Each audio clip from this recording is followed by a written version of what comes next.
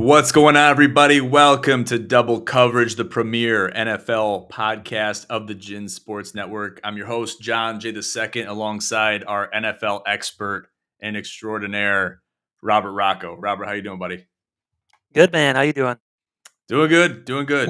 I'm looking forward to NFL. We talk about this on Sunday with the people, and it's just kind of trucking along through the preseason. How do we get through the preseason? I want to touch on that with you because it was a question that came up in my head and it came across my desk from quite a few people. What can we take away? And that was essentially the theme of the Sunday's podcast. What can we take away from the preseason, if anything? Yeah, I think in the preseason, you're just looking for those players that either are late round picks, undrafted free agents that are going to potentially make an impact on your team. I think you're looking to see how new coordinators are handling, calls on each side of the ball and seeing how the team kind of jives with the new guy at the helm, especially with the Lions. But um, so those are the kind of things I look for. I don't feel like you should just sell out on how your team's gonna do based on all the second, third, fourth string guys playing. So there's always articles saying, "Oh, this team's cooked," they played so terrible, or the QB2, QB3 situation gets muddy. Um, but if your QB2 and QB3 is in the game, you're pretty much your season's probably cooked anyway. So I don't like read even too much into that. I just think that like you're really trying to just find a couple pieces that are either taking a step forward, rookies that are showing out, um, undrafted or late round guys that are going to potentially now make an impact on your team.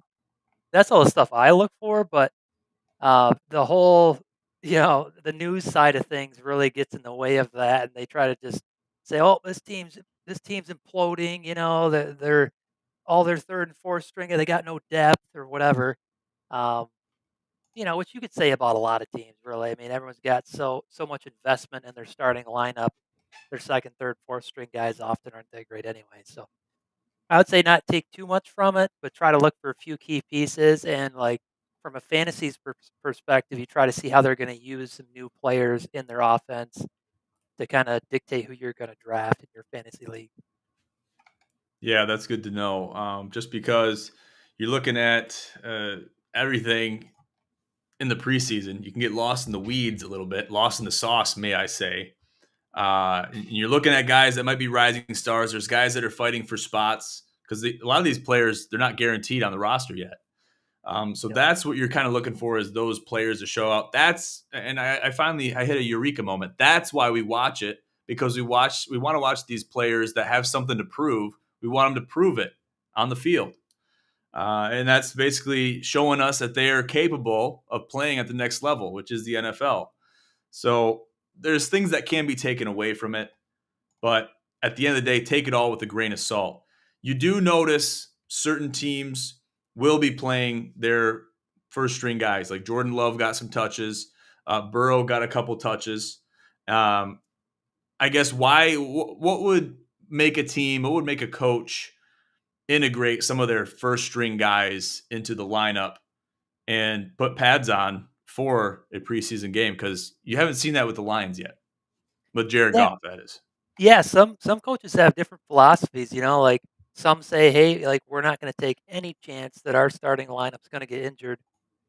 Others say, no, we need the reps, like playing against each other all off season is way different than going against a new team, new defense, new offense, etc. So I can see both sides of it. I mean, I wouldn't want my team obviously to get injured, um, but you guys need reps. I mean, going into the season, like there's been a couple Lions seasons over the last few years where they just really got a slow start, even if they were winning games.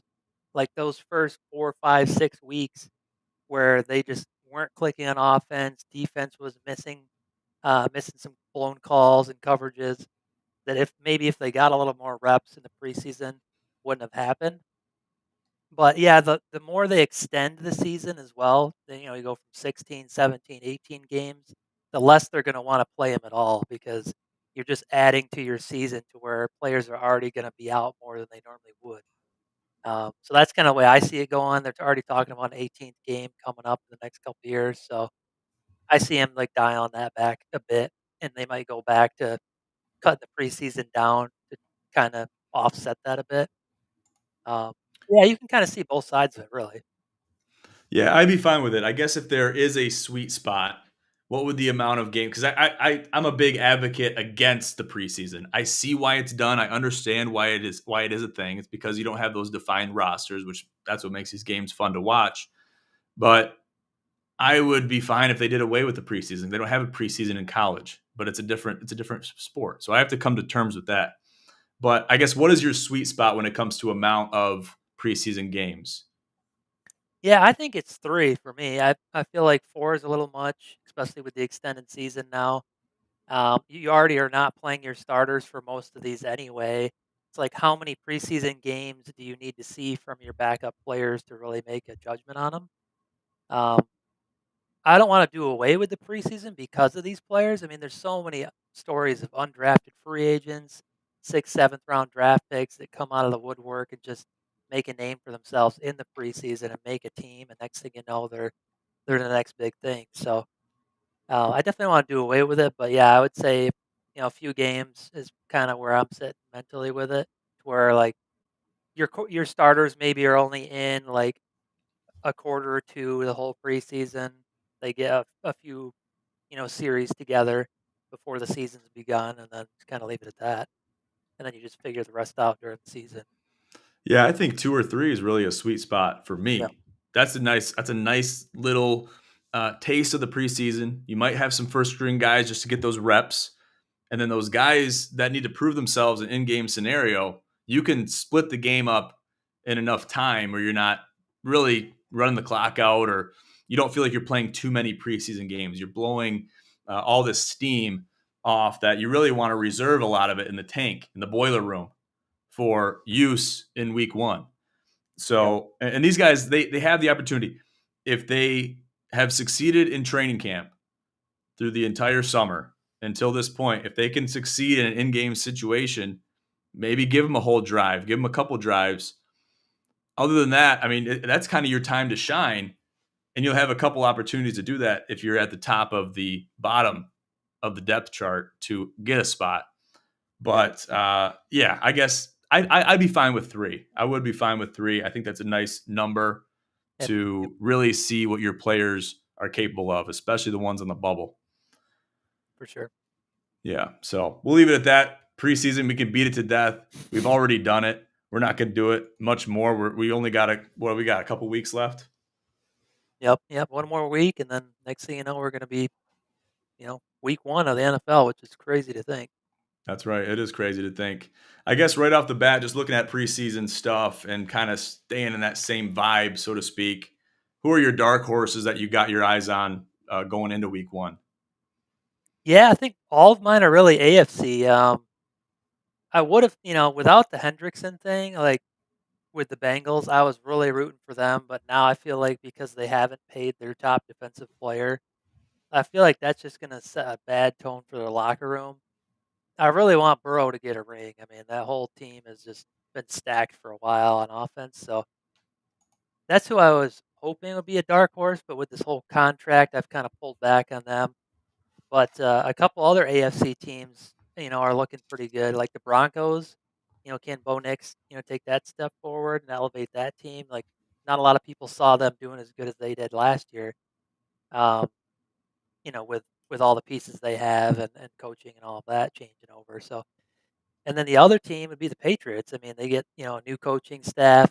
Is Drake May going to take that step forward? It's all about these quarterbacks. They're in those first, second, third, fourth years. Like, where are they going to fit in the NFL, if at all.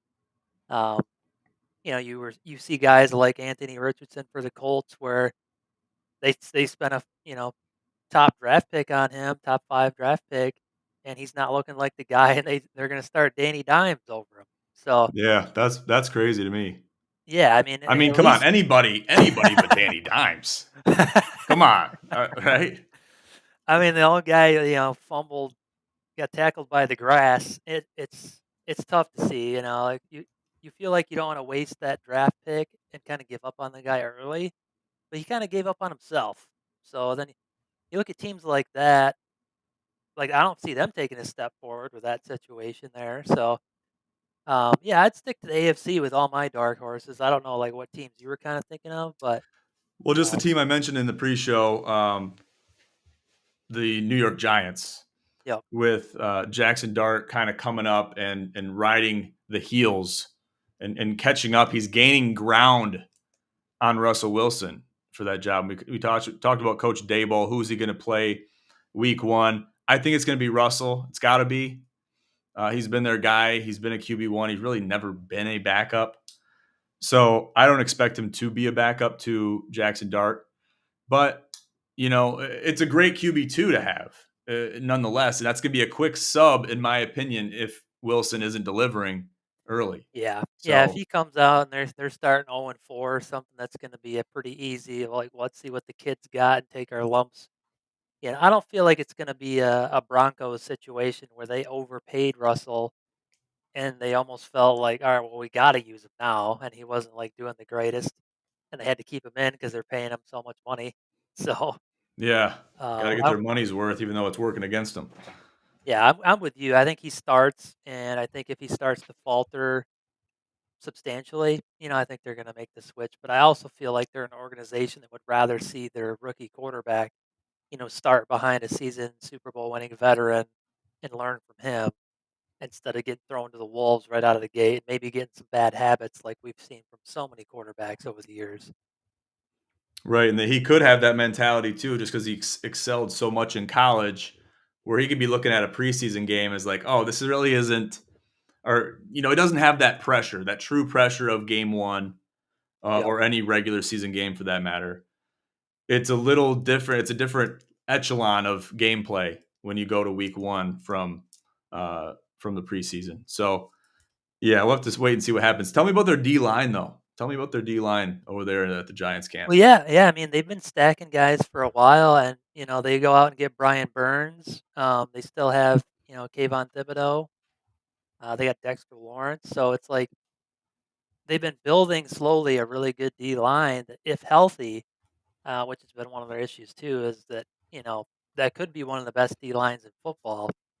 I know they run a lot of hybrid like 3-4 kind of defense, but um, you know they technically got Kayvon listed as a linebacker, but he plays with his hand in the dirt most of the time. But Mm-hmm. um, that could be a pretty good defense. I just wonder about like their secondary. They got right now their current starting lineup. They have Tyler Nubin, Javon Holland back at safety, and then Deontay Banks and Drew Phillips and Adebo out at corner. So some solid guys. I don't know if Holland's probably the best of that group. I would think, but um, it's hard to look at that group and say, all right, this is Super Bowl. So is that going to be enough? But if their D line is what they're billed to be, they don't got to be the best secondary. If you're getting pressure on the quarterback, you could be a pretty average corner and still get some pass defense and some interceptions off of some nice QB pressure. So Definitely. Well, I'm yeah, going to be keeping my eyes on them. If I have any dark horses, it's going to be the Giants for me. But there's other teams on the list as well. Um, I guess real quick, like the Vikings, the Minnesota Vikings. Look, bringing JJ in. Yeah, he's done some good things in the preseason, but can they really make an impact in the regular season? At least in the NFC North, I guess. What are the Vikings looking at? well, their offensive scheme is so good that they made Sam Darnold look like a franchise QB. So as long as he's pretty average, I feel like his stats are going to be more than average because of their scheme and the players they have. Obviously, they got Justin Jefferson and a lot of other Addison, a lot of other good players. So Um, yeah, if they're anywhere on par where they were last year, they're going to be right back in the mix. The thing with that team, though, is this the division. It's kind of like the Lions. You look at the Lions, and everyone's expecting regression because it's hard to look at their schedule and how much better the NFC North has gotten and see any one of these teams is going to do better than they did last year, with the exception maybe of Chicago getting a new coaching staff and second year quarterback and all that. Um, I think there could be 3 playoff teams easily out of this division if it all plays out. Um, and it could sit to where every team's above or at 500. So with the Vikings, it's all about health, staying healthy, and how good their young quarterback's going to play. Because we saw with the Lions last year, it's like they were on track and had the record to be one of the best teams and even make a run, but their whole defense got obliterated. I mean, they're already starting to see some of that again this year. So, can the Vikings stay healthy enough to make a run? That's going to be what it comes down to. Besides, is McCarthy good? Absolutely. And they got some new cheerleaders over there too, so they could be setting up for something special this season. Let me tell you. Wow. Hey, Um, whatever you're into, man. Whatever you're into. that's kind of where I'm at. I could see if the guy, I could see, look, I just got to say this. I could see if the guy, I had a lot of good buddies that were men that were cheerleaders at Michigan State. Okay. They were a staple at a lot of the parties, a lot of great guys. I could see if they're being a base or they're a thrower, a catcher, something like that. And I'm sure they still have these individuals. But to be a front runner with the jazz hands and the pom poms, that might be too much. I don't know. Yeah, We'll have that to wait and that threw see. me aback. Everyone was asking me like, "Have you seen Minnesota's cheerleaders?" And I was like, "They have guys, being cheerleaders." I'm like, "That's pretty normal." And then I went and looked, and I was like, "Oh, okay, That's a little different little to what I different. expected. Not what I was thinking you guys are talking about, but okay." I mean, whatever. The women watch the sport too. Maybe they're trying to appeal to that crowd. I don't know. Yeah, trying to attract a different audience. That's all right. We'll have to wait and see how that plays out for the Vikings. Obviously, it's going to be a tense NFC North, no matter how you slice it. The Bears are looking pretty solid. Yep. And we don't have to get too much into the NFC North right now. And the last thing I want to do is give everybody all the fantasy picks pre draft. We're getting dangerously close to the draft order in our draft, and obviously the draft itself, which is a week following Yep. the draft order. So, how do you feel? Let me just ask you this. We're talking about the Pro Capper. How do you feel as the new appointed commissioner of the Pro Capper League? What do you intend on bringing to this fantasy league, which is the Pro Capper for GSM? Yeah, yeah, I'm looking forward to it, man. I'm hoping it's fun, lighthearted fun. Like obviously, just a bunch of dudes, playing fantasy football with some money involved. So, yeah, yeah, it's like just try to keep it fun, keep it lighthearted. Try not to. I don't want everybody to take it too serious. At the same time, I know everyone's playing for some cash, but let's keep the personal tags, the politics, keep all that out of the sports. We would just want to keep it a fun atmosphere for everybody. And yeah, I'm interested to see who everyone drafts, what everyone's strategy is going to be, the trades that are going to happen. I hope I don't have to veto some insider trading stuff going on. Like, hey, if I give you these three players, can you throw me 20% of your winning? I hope none of that happens, obviously, but I've Collusion, yeah, yeah, I've seen it before in other leagues. I was like, how's the commissioner not vetoing that? And it was right?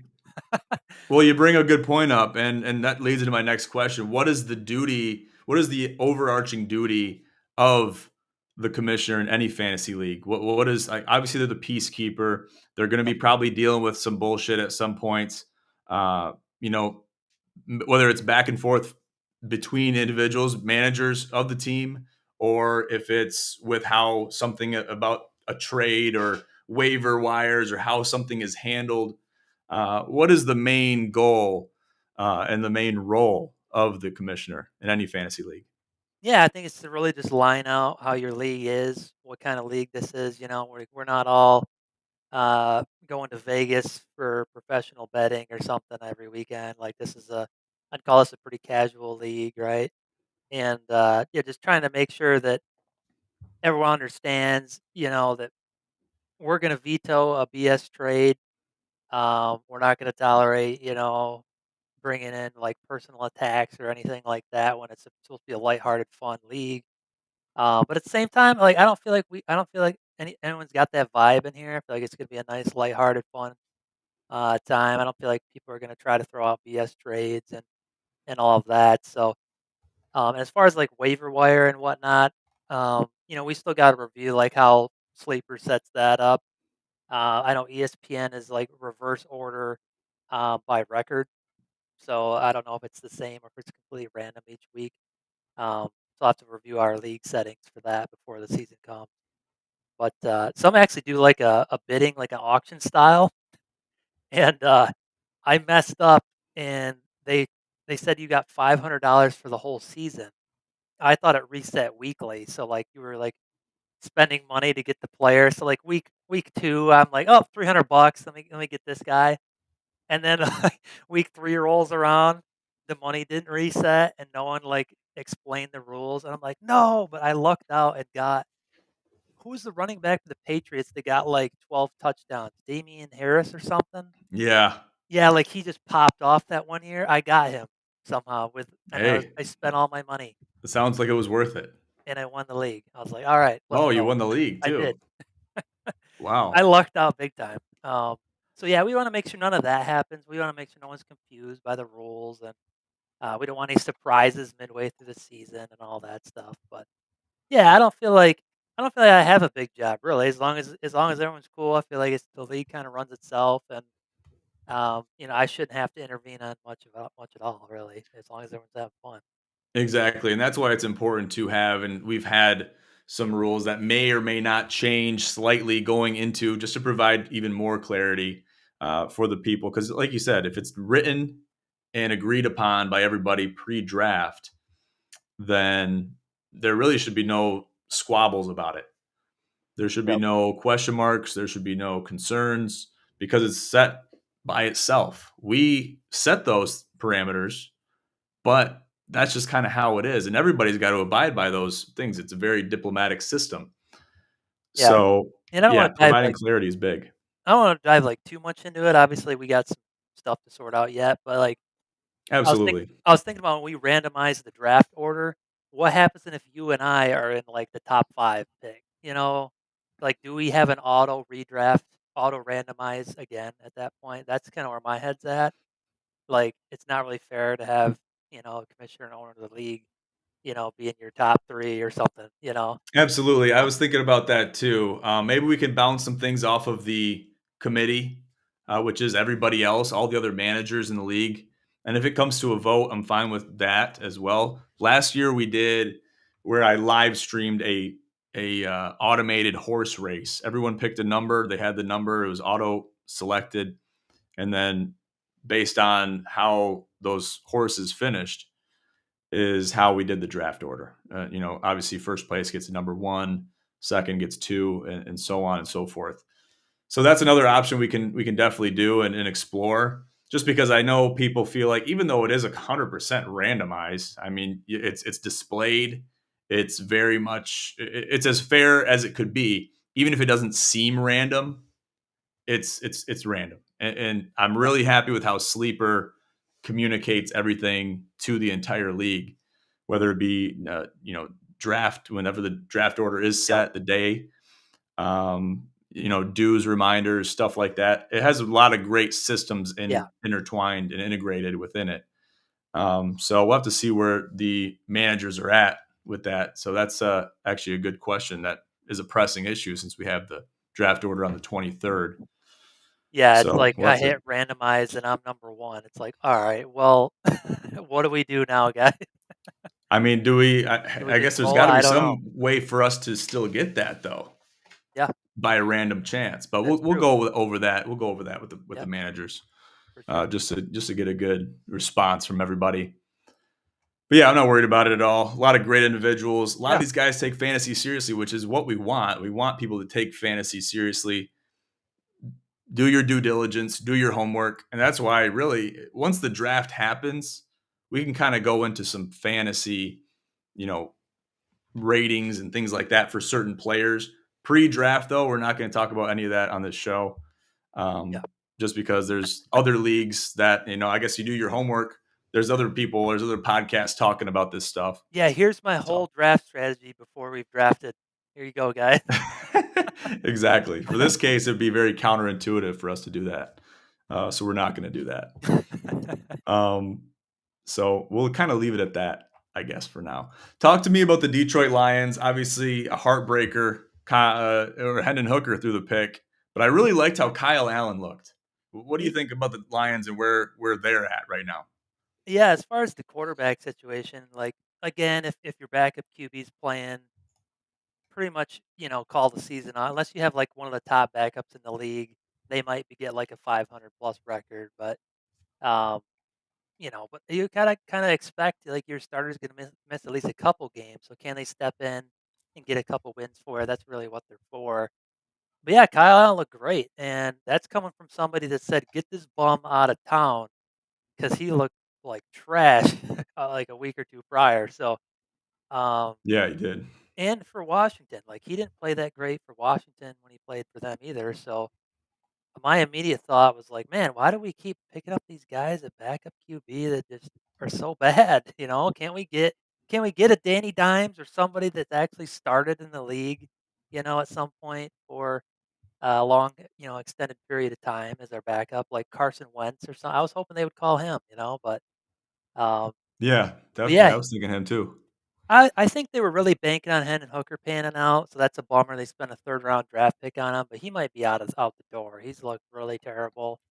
Um, he's got the wheels, but like he just doesn't look like he goes through progressions very well. It looks like he just kind of stares down receivers a lot, dumps it off. Like his stats in the preseason are like 6 of 15 for like 50 yards half the time it seems like. So um, yeah, I think he's gone or like, maybe he gets 1 more year as a chance, but when they went out and got Bridgewater come playoff time, who hadn't been there, and then started him over Hooker, that was, like, the nail in the coffin for me, so I'm surprised he's still even on the team after last year. But yeah, as a whole, yeah, you're just looking for those couple players that are gonna make that jump, like Tesla coming out and balling out is a really good sign for the Lions that when you're, like, already stacked on offense and Brad Holmes and goes and gets you another weapon, it's like, who can you defend? At some point, like, they're just gonna win just by war of attrition on they got too many guys to cover, too many good running backs. The question mark's always, they're coming to this year is the offensive line, but they've looked pretty good. Even though the stats don't really say much in the preseason, they've still gotten like 100 yards rushing a game. Um, and they've been pretty decent in pass protection. Not so much for the backups, but yeah, so I feel like that's gonna take a minute for them to gel like they were the last few years with Ragnow at the helm, but, yeah, you gotta get over that. I mean, they drafted, um, some good players to replace these guys, so I hope that they just take that next step on the offensive line. The bigger and, like, the biggest question mark coming into the year for me was the defensive line. And they've already sustained multiple injuries on the D line, and it's already a concern again. Brad Holmes is playing the same. Hey, we have Aiden Hutchinson. Calm down. Like anytime he's asked about the edge rush position, he's like, "Well, we got a top 5 edge rusher. Like, what do you guys want from me?" Like, I get that standpoint. Like, obviously, you can't pay everybody. So if you went and traded for like a Hendrickson or a Parsons, you wouldn't be able to pay him a long term contract with everybody else you have to pay. Um, but at the same time, do you wanna win, Brad? I mean, come on, like, we can't keep throwing a 6th round, 7th round draft pick across from Aiden saying, "Well, we have Aiden. Oh, well." Um, and, yeah, the guy they just drafted from Boise State is now injured for probably the season. The guy they wanna start across from Hayden's been injury prone his whole career. So, like, who's gonna be the guy. And if we have to blitz a lot, it's really putting a lot of pressure on our secondary. And you look at the blitz rates for the Lions, they're always elevated because we're not getting there with the front four. So that just really puts a lot of pressure on your defense. You got a new defensive coordinator, new offensive coordinator. I feel like Brad kind of set us up, to potentially fail on defense. If we get another big injury like Aiden, like last year, then we're cooked. I don't feel like they got the defense that can recover from an Aiden Hutchinson or Anzalone or somebody like that going down, Jack Campbell. Um, when you see some of those guys go down, it feels like you're going to head right back down the path of next year, where they might be winning games, but when it really is going to count in the playoffs, you got nobody left. So I hope they just stay healthy. That's where my head's at with the Lions. Just stay healthy and let the chips fall where they may, and we'll take them as they come because the Lions, they're definitely going to regress. They're definitely not going to get the same record they were last year. I mean, I was looking at their schedule, and you tell me what do these games sound easy to you? Packers, Bears, Ravens, Browns, Bengals, Chiefs, Bucks, Vikings, Commanders, Eagles, Giants, Packers, Cowboys, Rams, Steelers, Vikings, Bears. I mean, that is brutal. I mean, there's maybe like 2 games in there where you're like, yeah, they should win by double digits against them. But even then, it's like maybe the Browns or that team or whatever. But um, you It's just usually never know. those games though that you wind up having to Yeah, worry about the most. You got to sweat those games out. The ones that yeah, should have been a sure thing. yeah. The Ravens have just had their number. I feel like Lamar Jackson and mobile quarterbacks against the Lions have just really been cooking the Lions. And with our division being as hard as it is, like, yeah, that's a tough spot to be. With when you're a Lions fan and you got to see multiple playoff teams coming at you in your own division, and you got to play them both twice. I mean, that's tough. Especially when everybody is trying to dethrone the Lions in the NFC North. Yeah, So everyone's giving them their best. Yeah, it's they not got like they got their number. yeah, when the Lions made the NFC Championship, that was honestly their best chance they've ever had to make a Super Bowl because yeah, they were playing against good teams and they were playing well. But yeah, they weren't like this consistently good team yet. Like that was kind of their first foray into a deep run and um, really having this well-rounded team and people didn't really know how to defend Ben Johnson's offense and um, really just hinged on them not getting enough good defensive players to really make that final leap. If they would have had another starting caliber corner, like we would have made the Super Bowl that year. That's how close the game was. And they threw out Vildor, who gets hit in the face mask with a ball, and the guy catches it for like a 50-yard pass, and you're like, no, not the Lions again. They're back. The curse is back. And you look at them now, and it's like, man, they just went 15-2 and just got the floor wiped, by the Commanders. So can they recover from that? Can they recover from that and have a tougher schedule and still make a deep run in the playoffs? That's what's yet to be seen. And how long does this Dan Campbell, Brad Holmes thing last if they keep missing in the playoffs? I mean, does it become like the Bills where you start seeing your window close? I mean, how much longer do the Bills have with Allen and those guys to really make a deep run? You could say as long as Allen's there, but they've lost and gained so many good players over the years. It's almost like it's a new team now with the Bills. So, Damn, yeah, trust me, that's what I'm thinking about. yeah. So So that's a big concern of mine, pertain to the Bills, that is. But obviously, those same, and I've compared the Lions to the Bills a lot, and their situations are very similar. If you look past historically, definitely last season, I'd say they're the most comparable.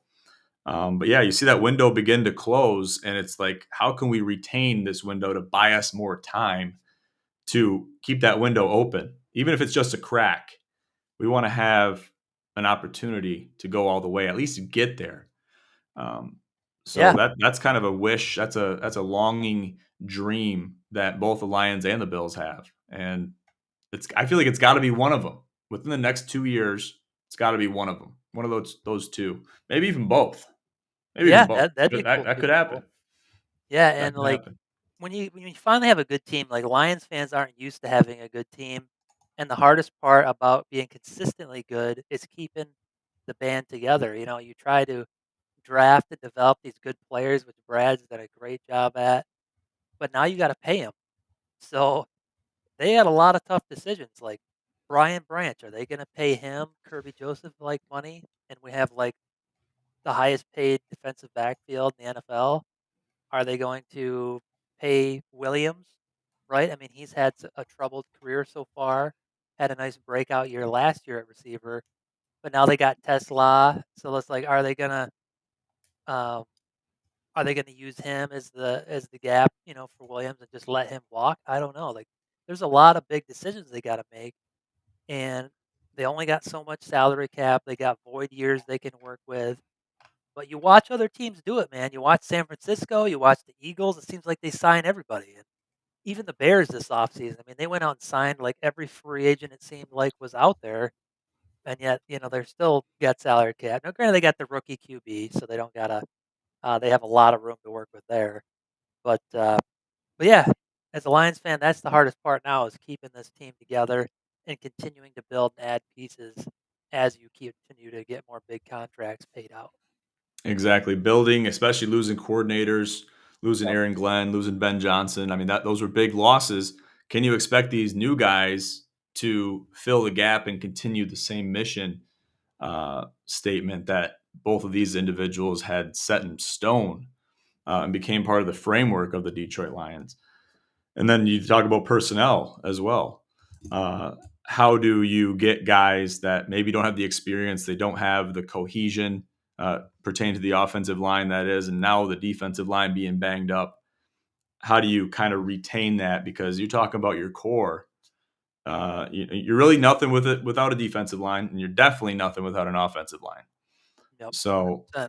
building from there and making sure those systems are secure and strong, that's going to be an uphill battle, I think, right out of the gate for the Detroit Lions. So Yeah, multiple that's a big guys question mark I already got. injured. So I mean, Yeah, McNeil's probably not going to be back. He's probably their other than Aiden Hutchinson, he's got to be their best D lineman, and he's going to be out till probably Thanksgiving, if not later.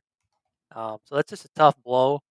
And you see some of the young guys get injured too, and it's like, man, they really haven't shaken this injury bug thing. Do they start looking at a new strength and conditioning team at this point? Right? If it's a 1 year fluke, that is what it is, But if it continues into multiple years, you got to start looking at how the team's conditioning, how they're practicing, all this stuff. Like, is the intensity so high for the Lions all the time that they're just causing more injuries because of their high level intensity? It's like a double edged sword at that point. So I don't want to say dial it back, but at the same time, I don't want to see half the team on the IR come midpoint of the season either. right. Absolutely. They can't do that if they want to succeed and make a deep run again, especially with the schedule they have. Yep. So we'll have to wait and see for week one, see how they come out, see if their heads are in the right spot, see if they're ready to play football. Let's switch gears a little bit. Let's talk about some gaming. So, Robert, you were telling me a little bit about the Battlefield 6 beta. Um, I know you were playing that a little bit. What can you tell me about that, especially compared to some of the latest installments of Battlefield? Looking at Battlefield 2042, Battlefield Yep. 1, Battlefield 5. How does this one stack up against the last three Battlefields and then even some of the OGs? How does it compare? Yeah, well, my favorite battlefields are Battlefield 3 and 4. I feel like those had the best, gunplay, the best maps. They had it really nailed down between like the class system and how they were all set up, the guns, and all of that. 2042 was like bugged from the launch, so they really had like their first year or two was really bad. Like I played the beta 2042 and it was a glitchy mess. Um, this beta felt more of like a finished product, I would say. There was glitches. I didn't run into any. I never had any issues. Didn't have any audio bugs, no visual glitches or anything like that. So it felt like a more polished beta, which is good to see when the game's going to come out in a couple months. Like you don't want to see because if there's a bunch of issues like there was with 2042, you knew there was like zero chance they were going to fix all that before the game came out. So it's like, man, I'm going to spend 60, 70, $100 on this incomplete product, which has just become the norm in gaming. So I didn't really get that vibe. There was like over a half a million peak players on the beta, which is pretty wild considering it's just a beta. So that was impressive. I liked some of the maps. It's really heavily infantry focused, at least for the beta it was. Like they're going to add bigger maps into the main game, is what they're telling us. So that's something I was really like bummed. Like when you're playing the beta, you're only basically getting these like infantry focused maps over and over, where there's maybe one or two vehicles. If you're like a Battlefield player that's played, from the beginning, you're used to like big, grand, wide open maps. Um, you know, four tanks on a team, three helicopters, kind of thing. That's more vehicle based gameplay. Um, but I did like Battlefield 3 the most because they had a really good balance between big wide open maps that are heavy vehicle focused, and infantry minor vehicle maps. Like, you go back to Battlefield 3, they had Grand Bazaar, and that was basically like the whole map was centered around this market, and each team had like one infantry fighting vehicle and maybe a helicopter, and like that was it. And the rest was all boots on the ground, fighting through alleyways, building to building. But then the next game, you would play on a map like, a wide open map like Operation Firestorm or whatever, where it's this huge wide open map that's got um, tons of vehicles and more of a balanced, kind of gameplay instead of just infantry focus. Um, and as far as the gameplay, it felt really good. I played like the first beta. There was 2 beta weekends a couple weeks ago, and then this last week, and I played them both. It felt really good. The gunplay felt good. The time to kill was really fast. Like if you played Call of Duty over the last few years, I have not really played the recent editions of Call of Duty. I've just not been a fan. So I've really been waiting on this Battlefield to come out. But I did like the latest Modern Warfare 2 that came out in, what was it, 2022. Um, they have the same names for the same, franchise for so long, they get recycled. But the latest Modern Warfare 2 had a really fast time to kill where it was somewhere in between hardcore and like regular gameplay. Like you could get a rifle kill, in a few bullets, and that's kind of how Battlefield 6 felt. Um, so it was definitely a departure from 2042, where sometimes it felt like people were bullet sponges and they're taking half a mag of an MP7, whereas this man, you took a couple rounds of the chest, you're going down. So I kind of liked it. Um, Overall, I feel like it was a good vibe. I think I might get the game after it comes out if there's not a lot of bugs. I don't pre-order games anymore because it's like, man, I don't want to pay for a product that's incomplete and then I get it and now I got to go Right. through the refund process and stuff. It doesn't even work or whatever. Um, and plus, I don't want to reward them for sending out another incomplete garbage ass game. So I'll wait till like the first month or so, and then I've like seen the reviews, seen they got the glitches worked out, and but yeah, I've had a great time. Definitely, it was a good game, good beta, and I'm looking forward to seeing how it all plays together. Their class system was weird. They had like an engineer, for an example, you could carry an RPG and a Stinger missile. I don't know how I felt about that. It feels like you just have to choose. Yeah. And like the assault class, you'd have an assault rifle and a shotgun. It's like, man, that's kind of OP a little bit because you can just swap the shotties, you turn into close quarters and just dome somebody. So it feels like some of those should be choices the player has to make instead of having so many options available to them. Same with the guns being like cross class. Like if I'm a sniper, I can get an LMG or whatever. So there's some weird stuff like that I kind of hope they go back to the old style of class system they had in Battlefield 3 and 4, and that'll be a lot better in my opinion. But overall, it's positive. I like it. Yeah, usually the community is pretty good within Dice to, I guess Dice and EA. I don't have a lot of great things to say about EA. Just talk about their FC franchise, which used to be FIFA. But anyway, I digress from that. They're usually pretty good at least for 2042, because they didn't even have a scoreboard right out of the gate with Yeah, 2042. they at They least brought listen. that back. Yeah, they Yeah, listened to the community. yeah, So hopefully with stuff like this that can be changed, and there should be a community that is making these, decisions and calling these shots and having these conversations with the people, with the community, especially reaching peak numbers in the beta. Uh, you'd think that they would listen to the generalizations. And a lot of times, a lot of these guys playing are the OG Battlefield heads that have been playing since, Battlefield 2, Battlefield 3, Battlefield 4, all these 1942, OGs. Yeah. the first one. Oh yeah, that's That was that's me. really, I was talking about Bad Company too. Yeah, that was Um, a great one. that was a good one. That was a good one. And really all those OG ones. You can kind of go back to you play on the nostalgia factor. It's a Yep. powerful thing, especially playing. I've been playing some of these OG titles on Xbox 360. Actually, Black Ops 1, the Black Ops 2 lobbies are a little bit bugged out, but going some of those OG titles, even some of the OG Battlefields, which I've done, and those lobbies are full. So people play those games, and that nostalgia factor, that's a powerful force. So I wouldn't be surprised if Yeah. they went back to that old class system Yeah, I kinda in the hope new they one. do, like, like the Halo did the Master Chief Collection. I Yep. hope, like, Call of Duty and Battlefield do that to where and Battlefield kinda tried that with the Portal, but it didn't really work out, like, they only had enough server capacity for, like, a couple games, it was kinda messed up, so I hope that they, like, remaster all the old games and then do, like, some kinda collection.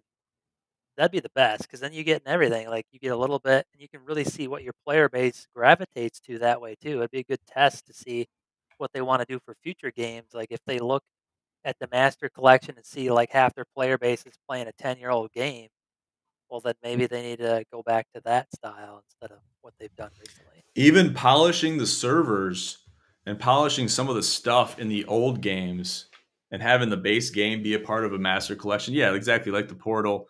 And I believe there's certain ways to do it. And the COD has the same thing where you can kind of go into a main screen and select the game out of the whole Yeah, like the lineage. list, Yeah. Oh, then they basically. got the server browser too. No. So well, it'll be interesting to see. Battlefield's a really intricate game. It was definitely an acquired taste for me when I got into Battlefield compared to COD. It's a basically run and gun Yeah, type of battle style, and then you can jump into Battlefield. I mean, that's real life combat, as close to a real life combat simulation as you're going to get in a yeah, first person shooter. So, yeah, and really they've done well in objective. that arena. Yeah, objective-based, team-based play, like, if you have a coordinated team, you go back to, like, Battlefield 4, they had, like, the general system where they added to where you could be playing on your tablet or your phone, and you would be the general, and you would basically have a top-down map view, and they would typically try to put you in a game where there's already another general, and you would, like, basically give your squads commands. They don't have to follow them, but, like, if they do, they get stat bonuses and whatever. And if they actually, like, kinda, like, coordinate and listen, like, you could actually see the impact on the game, and, like, if you got enough points from, like, people following orders, you could call in, like, an AC-130 for your team or, like, a missile strike. It'd be cool to see something like that back and, to where, like, somebody's casually playing and they could be your general on your team, and, it makes the team a little more coordinated. Because like, as of most battlefields, it usually happens, like, alright, your team captures a flag. Then they all go to the next flag, leave this one wide open, and so then the other team just comes right in, takes that flag, and next thing you know, you're just playing this game where you're just circling around the map, taking one flag at a time, and you're just not really. I mean, it all comes down to the kills, if you're just kind of even with the flags at that point. Yeah. So like my buddies will always like just try to go and get their flag closest to their base and just cut them off, from getting to the rest of the map. We'll try to do different strategies like that. And, yeah, it's fun, man. I definitely like the dynamic more than Call of Duty. But if you compare it to the OG Call of Duties, it's a lot closer. Like you were saying, Black Ops 2, the OG Modern Warfare 2, that was like kind of the heyday of Call of Duty. And if they brought that kind of gameplay back, no tac sprint, no sliding, no like bunny hopping around corners like we're playing Halo. Yeah. If they I'm got rid getting of really sick all of that. that, I like the movement when I'm playing, but then killing the other team, that's more of a chore that I'm yeah, used to. Where you still, I mean, especially you got to really in those older styles of movement, you got to be more tactical about how you're going to be moving because I don't want to say handicapped, but you're limited compared to what you have access to nowadays.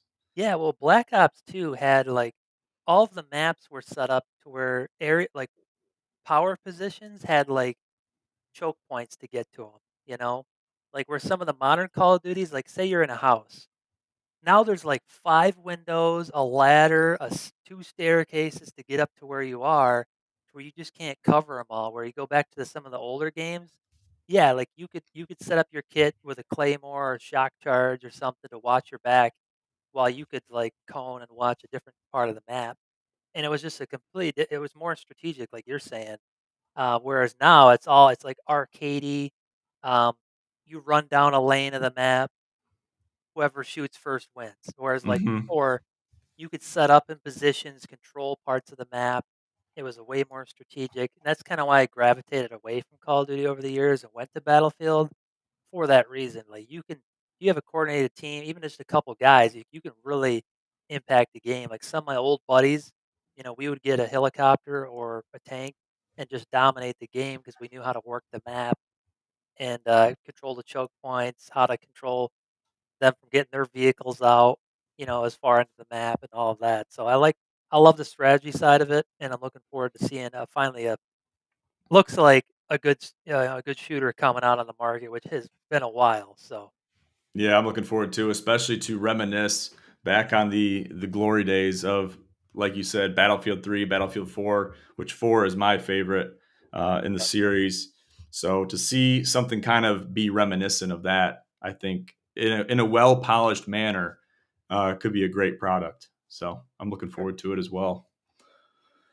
Good deal. We'll leave it at that then, guys. Got any final thoughts, final words for the people, Robert, going into another weekend of football and inching closer to week one? What do you got for the people to leave them with? Yeah, I would just say as far as like the betting side of things, this is one of the tougher years, man. Like as far as looking at the teams and all the new pieces out they all have. Um, so I just be careful with that. Set your limits on your betting. I usually go into a season. I'll say I got a couple $100, and I'll just make that couple $100 last the season. I'll be up, I'll be down, whatever I end up at the end of the year. That's what I cash out with. So know your limits with the betting. Um, I'd say like if you're looking for some strategies there, um, definitely follow the player prop bets. I mean, there's certain players that are going to hit these certain stat lines every game, and if you can catch them parlayed with each other, you can really get some nice wins. You can say you throw $5 on St. Brown having 5 catches, Lad McConkey having 5 catches. Like some of these guys that get the most targets in the league, and you just parlay them all together for $5. You can win $50. I mean, it's not a lot of money. It's not going to change your life. But I know guys that do that at my work every week during the season, $5, $5 or whatever, price of a coffee anymore. And next thing you know, like at the end of the year, they've way outpaced me by just taking these low risk, low dollar bets where I'm swinging on these $20, plus 10,000 parlay that's got like damn near no chance of happening, just for fun. So yeah, I say that pick a limit, pick a strategy you're going to roll with. I might actually throw some bets out, more into the chat this year and try to like just publicly share what I'm doing, and whether it's good or bad, and I want some feedback. Like I'm not the betting expert. I'm kind of new to this stuff, so I plan to just share kind of what I'm doing each week, and I look forward to seeing what everyone's feedback's going to be, and if we get it on some parlays together and win some cash. Absolutely. Yeah, I got some good guys, some heavy hitters in the Discord community that are very well vested in the betting world, at least for even for preseason, which I've been impressed with. Yeah, And that's what it is. yeah, Those pizza money parlays. I love those pizza money parlays because they do pay well. They are low risk as far as the skin in, and you can have some good opportunities given the odds, given when you bet them, player props, matchups, etc. So really doing those calculations and putting the heads together is big in achieving that. So for sure. good stuff. All right, we'll leave it at that, guys. Thank you so much for tuning in. Check us out online. GinSportsNetwork.com is our website, at GinSportsNetwork on Instagram. And you can find me on Twitter/X at GinCommish. We look forward to bringing you all the updates in the NFL as well as in the Pro Capper League, which is sure to be fireworks. So I'm looking forward to that as well. So we'll have to see you guys here next time. For now, I'm John J. II with Double Coverage, the premier NFL podcast of the Gin Sports Network, alongside Robert Rachow. Have a great night. Take care.